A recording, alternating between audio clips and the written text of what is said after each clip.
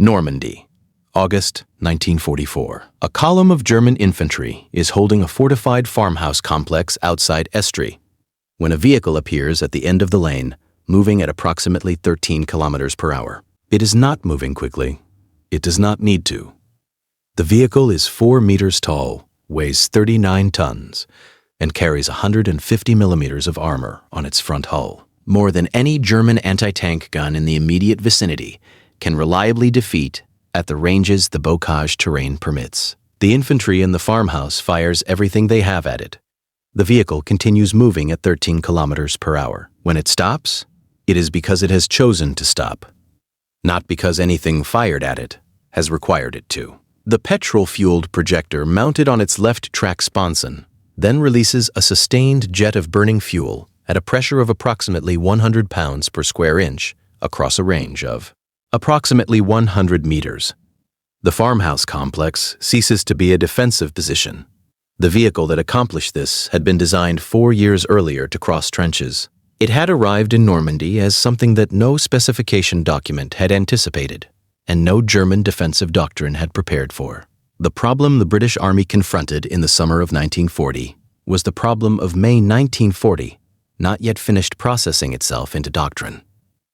The fall of France had demonstrated, with a clarity that no War Office assessment had previously achieved, that the assumptions underlying British armored vehicle design since 1934 had produced the wrong vehicles for the wrong war. The distinction between the cruiser tank, fast, lightly armored, designed for exploitation and pursuit, and the infantry tank, slow, heavily armored, designed to accompany foot soldiers across defended ground, had been formalized in British armored doctrine as a solution to the tactical conditions of 1918. In 1940, German armored doctrine had rendered those conditions obsolete. The cruiser tanks that had fought in France, the Matilda II that had briefly disrupted the German advance at Arras, and the Valentine that was entering production in mid-1940 all represented the institutional residue of a conceptual framework that the Wehrmacht had already moved past. The General Staff, examining the rubble of the French campaign, reached a conclusion that was simultaneously correct and catastrophically mistimed. What the British Army needed was a heavily armored infantry support tank, capable of crossing the most difficult ground a defended European landscape could present.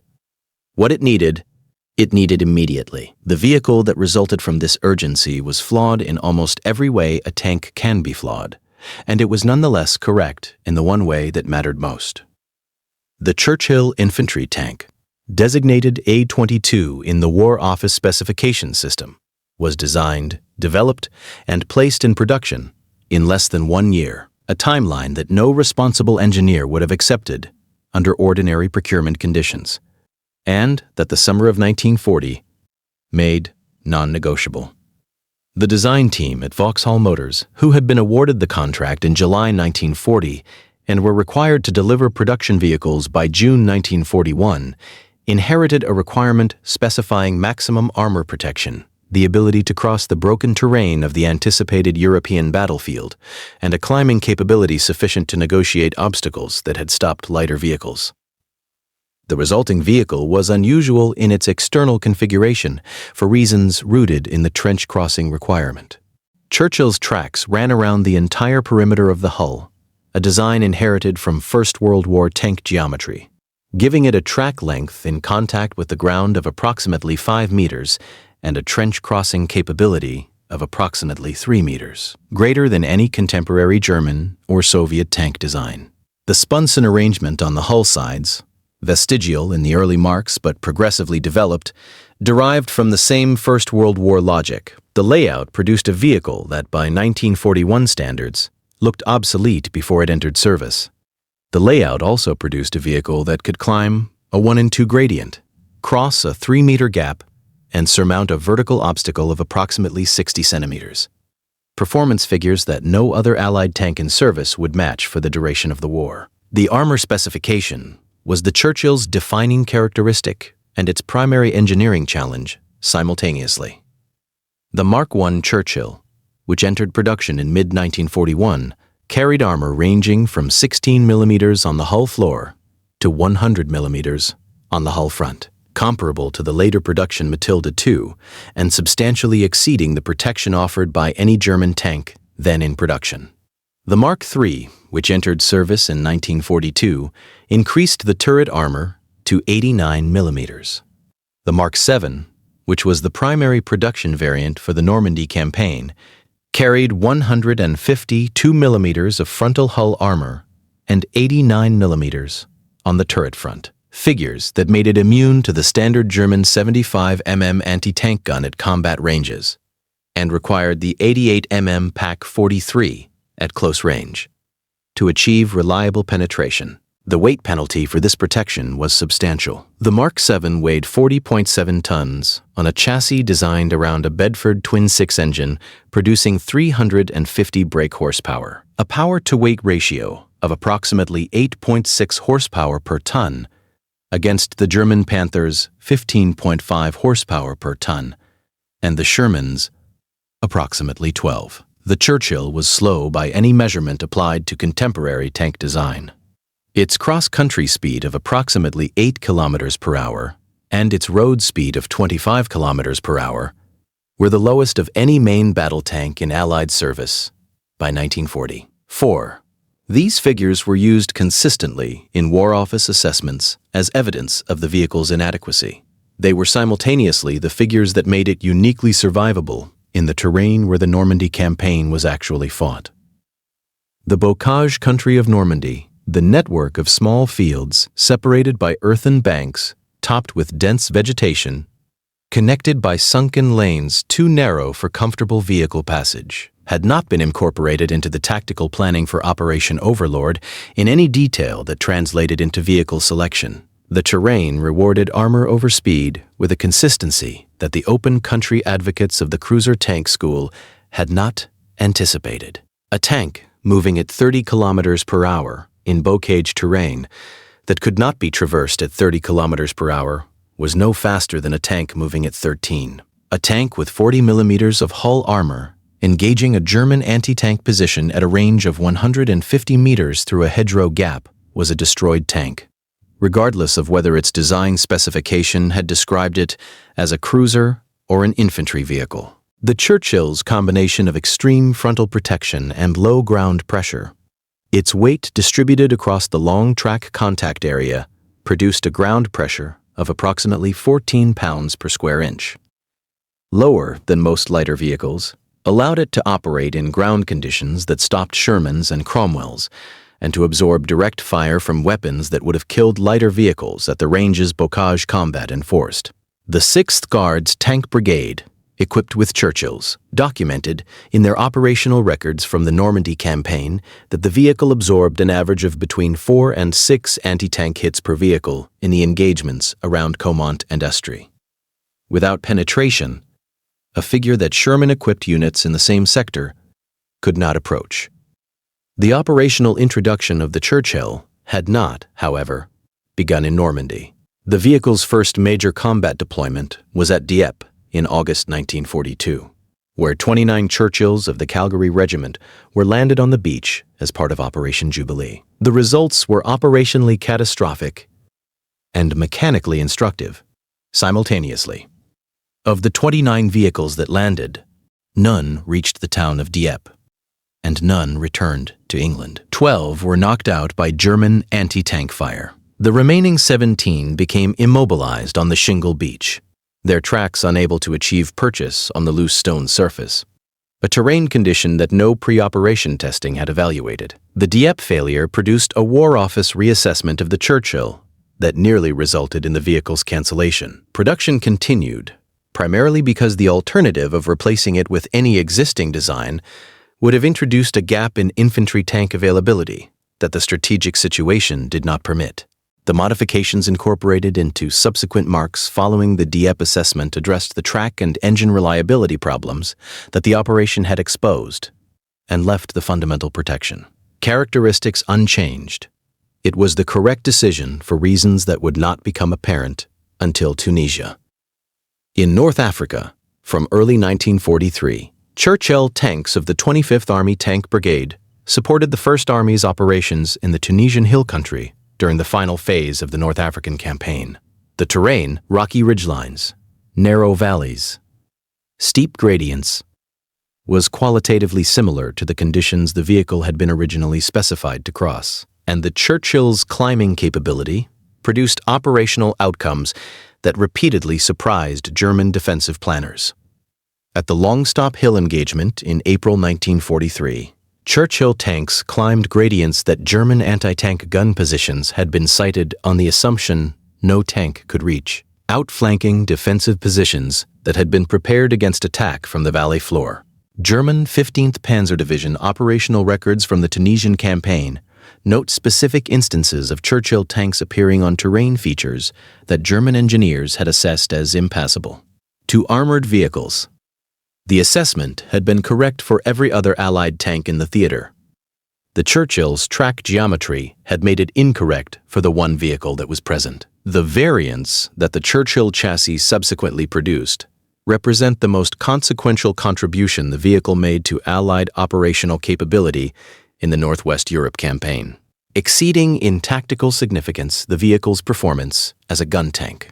The Churchill Armored Vehicle Royal Engineers, designated AVRE, replaced the main armament with a petard spigot mortar firing a 40-kilogram demolition projectile, designated the Flying Dustbin by the crews who used it, at ranges of approximately 180 meters, sufficient to destroy concrete fortifications, bunkers, and seawalls that conventional tank guns could not defeat.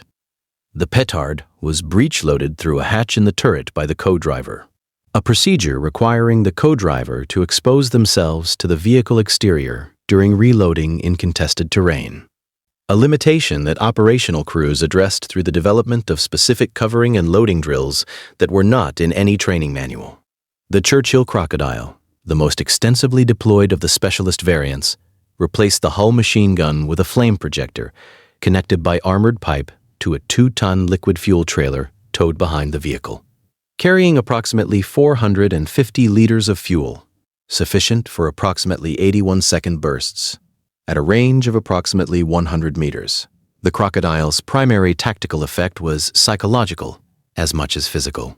German defensive positions that held against conventional tank and infantry assault consistently surrendered or withdrew when Crocodile vehicles were identified approaching. The 141st Regiment Royal Armored Corps, which operated Crocodiles from D-Day through to the German surrender, recorded in their operational logs that the proportion of engagements resolved without the projector being fired because the identification of the vehicle in the approach was sufficient to produce the desired defensive response, exceeded the proportion of engagements in which the weapon was actually used.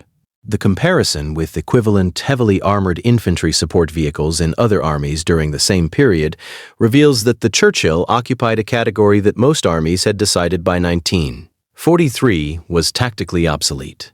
The Soviet KV-1, which had provided a template for extreme armor protection in 1941 and 1942, had been progressively withdrawn from frontline service by 1944, as Soviet doctrine moved toward fast, medium tanks capable of the exploitation operations that the strategic situation on the Eastern Front demanded. The German Tiger I, which carried 100 millimeters of frontal armor and weighed 57 tons, was designed around a fundamentally different tactical concept: the delivery of firepower at long range rather than the absorption of fire at close range. And its 88 millimeter gun gave it a killing capability. The Churchill's 6-pounder and later 75 millimeter armament could not match at distance. The American M4A 3E2 Jumbo Sherman, an up-armored variant carrying 100 millimeters of frontal hull armor, was produced in limited numbers specifically for the Bocage campaign, but was available only from the autumn of 1944 and in quantities insufficient to replace the Churchill in the infantry support role it had been filling since Tunisia. No other Allied vehicle combined the Churchill's protection level, its terrain crossing capability, and the chassis flexibility that had allowed it to become the base for the specialist armored vehicles of the 79th Armored Division, without which the D-Day beach assault and the subsequent campaign would have required fundamentally different, and almost certainly more costly, tactical solutions. The limitations that accompanied Churchill through its operational life were present, consistent, and never fully resolved. The Bedford engine, which produced its 350 horsepower through a configuration of 2 straight 6 units coupled to a common gearbox, was chronically unreliable in production vehicles through 1941 and into 1942, with engine failures recorded at rates that the 6th Guards Tank Brigade's maintenance logs from Tunisia describe as constituting the primary operational constraint on vehicle availability in the first months of the North African deployment. The reliability improved substantially with revised maintenance schedules and engine modifications introduced in late 1942, but the power output remained fixed at a level that prevented any significant increase in the vehicle's speed, regardless of subsequent hull modifications. The armament fitted to the Churchill across its production life, the 2-pounder in the Mark I, the 6-pounder in the Mark III and IV, the 75mm in the Mark V and V, the 75mm in the Mark VII, was consistently one generation behind the anti-tank capability that the German vehicles it encountered in North Africa and Northwest Europe required to defeat at combat ranges. The Churchill could survive hits from German guns that its own armament could not reliably penetrate in return. This asymmetry was accepted by the crews who operated it because the alternative, a vehicle that could be destroyed by the guns it was engaging, had a substantially different effect on operational outcomes in close terrain. Churchill tank production between 1941 and 1945 totaled approximately 5,640 vehicles across all marks and variants. Of these, approximately 670 were converted to specialist engineering and flame variants. The 79th Armored Division, which operated the majority of these specialist vehicles, conducted post-war assessments of their contribution to the Northwest Europe campaign that were not released in declassified form until the 1980s. The assessment concluded that the AVRE and Crocodile variants had reduced Allied casualties in fortified position assaults by a margin that, expressed in personnel, amounted to a figure the assessment authors declined to state as a single number because the methodology for calculating it was insufficiently precise to sustain a specific claim. The figure exists in the assessment as a range. The lower bound of the range is large. The Churchill that produced it had been nearly canceled in 1942 for being too slow